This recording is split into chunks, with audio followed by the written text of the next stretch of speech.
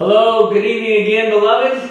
Tonight, we look at the agency of God.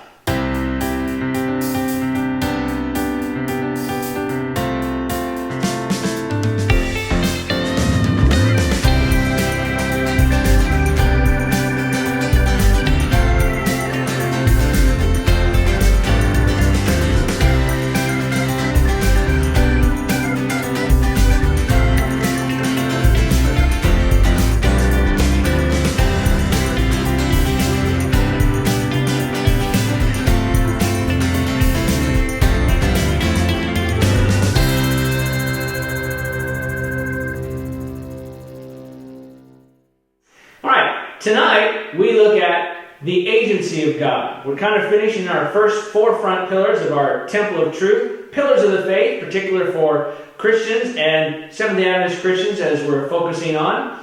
We've looked at the transparency of God. We've looked at the primacy of God. We've looked at the efficacy of God. And tonight, we're going to look at the agency of God.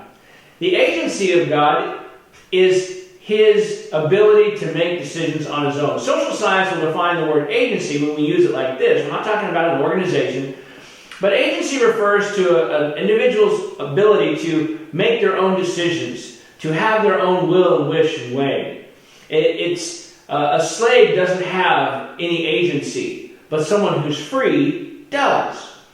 The reason this becomes important is it's critical in our understanding of the character of God, part of our Temple of Truth. And tonight, we're going to go to two passages. The first one is where we'll dig the most, and it's one of my favorite. I have a lot of fond memories of this passage from Revelation chapter 4. And that's what we're going to go to first. Revelation chapter 4, verse 11.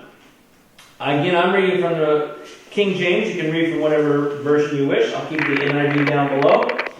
And the reason this verse holds a special place in my heart is because this was the first verse, two passages, 11 and 12, that I ever took a group of kids through paraphrasing. It's what turned me on to paraphrasing in my classroom more than 30 years ago. I was at a church and I was in charge of a Sabbath school of younger kids, and I was not ready for that, so I thought, well, what do we do? And for whatever reason, the memory verse that week was Revelation 4, 11, and 12, and I read it and thought, okay, this is easy, this is great. And I started going off on what this meant. We were studying it, and the kids were blank. These are 5th and 6th grade. And I was like, y'all know what that means, right? And they were like, no. And I was like, oh. And I had an inspiration, spur of the moment. And I said, okay, here's what we're going to do. And I had some adults in there who were helping. This was a Sabbath school class. And I said, okay, here's what we're going to do. I want each of you to break off. We ended up splitting it into 4 groups, about 4 or 5 kids each. And I want you to put this, rewrite it, paraphrase verses 11 and 12 in their own words, and then come back and share. And it was so illuminating, I decided I was going to do this with my classes forever because it was so powerful.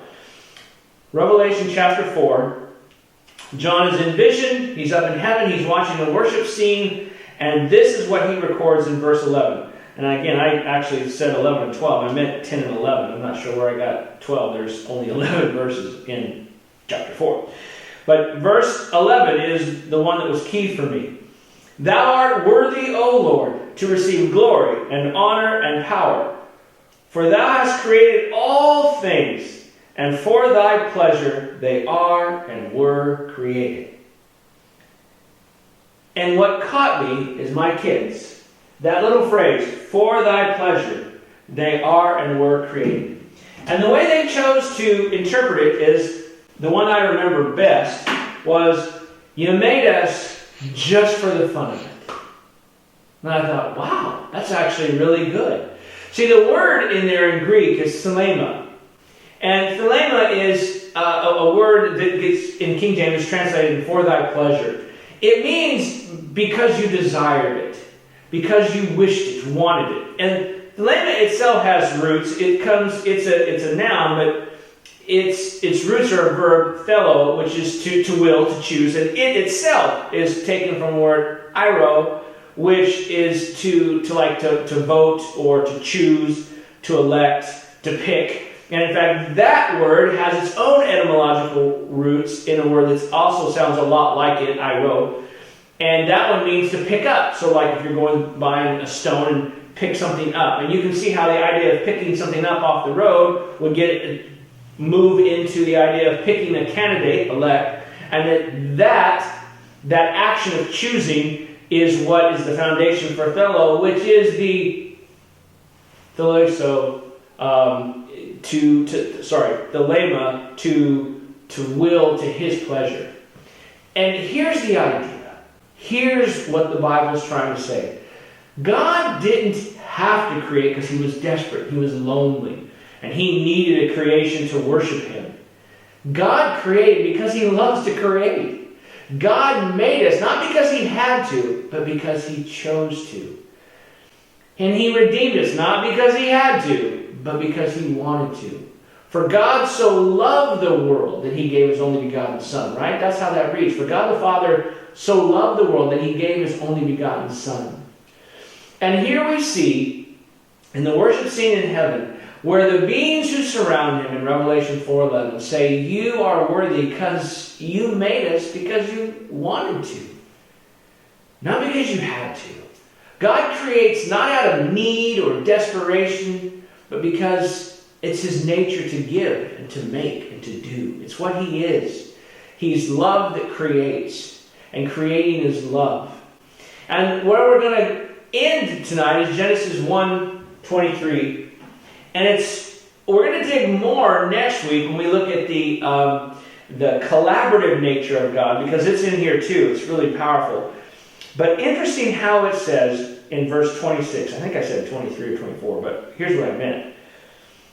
Verse 26. And God said, let us make man in our image and after our likeness. And let them have dominion over the fish of the sea, and over the fowl of the air, and the cattle over the earth, over every creeping thing that creepeth on the earth. Verse 27, so God created man in his own image. In the image of God created he him. Male and female created he them. And we'll dig that more deeply next week when we look at the collaborative nature of God. But notice, let us. Let us. It was a call to come together. It was not, oh, we have to do this. It was, hey, let's do this. Let's make these creatures. Let's make this planet. Let's make something beautiful. The agency of God. He chooses to be who he is. He doesn't have to be this way. He doesn't have to save us. He doesn't feel obligated. He chooses to. He made you, and he made me, and he made everything that is good and perfect because he's that kind of a being. The agency of God is a God who has power to choose, and he has power that he uses to make and create. The agency of God. And that's the forefront of our pillar of faith. In our temple of truth, as we build out to finish out our year, one complete time since we started. Thank you again for joining us. Sundown Surmisings. Next week, the collaborative nature of God. Until then, bye.